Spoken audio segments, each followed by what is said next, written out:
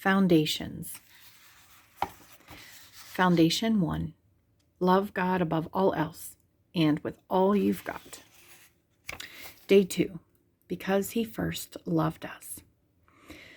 From the first moment a baby enters the world, she is fed, clothed, and protected. She is given a name and becomes part of a family. She knows love from the moment she's welcomed into her mother's arms. Her sense of security and trust begins with her relationship with her parents. "Everything I have is yours," a dad says to his newborn, "because you are mine." This is how we learn how to love, by receiving love. How did the disciples know how to love other people after Jesus' death and resurrection? They followed his example. The disciples watched Jesus care for the sick, feed the multitudes, and love the unlovely.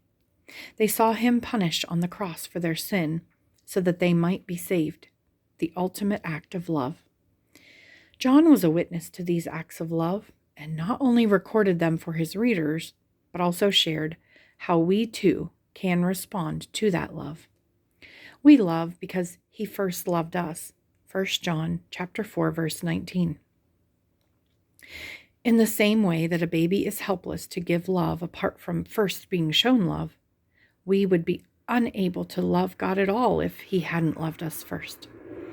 And just as a child knows the love of her parent by spending time with her mom or dad, we grow in our love for others when we grow in our love for the Lord.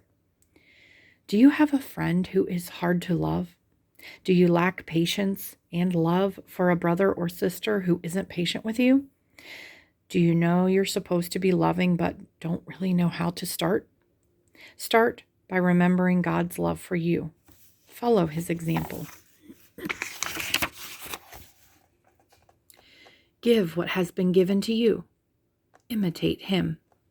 We love because he first loved us. To dwell on. We can love because God loved us first. To discuss.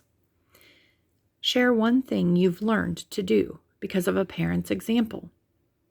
How can you follow Christ's example in loving that friend who is hard to love?